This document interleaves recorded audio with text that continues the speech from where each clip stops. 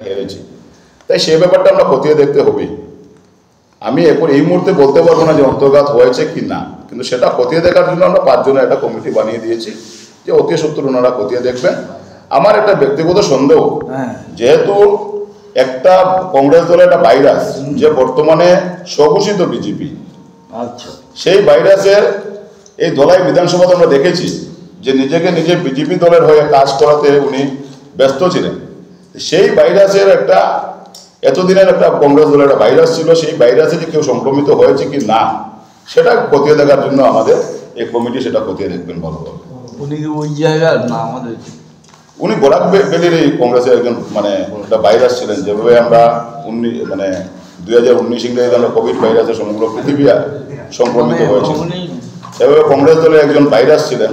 যে ভাইরাস আজকে কংগ্রেস দলে নেই, কিন্তু যেহেতু পুরনো কংগ্রেস দলের ছিলেন, নেই বলতে নতুন দলে তো ঢুকেননি, নতুন দলের নেয় তিনি স্বঘোষিত নিজেকে বিজেপি বলে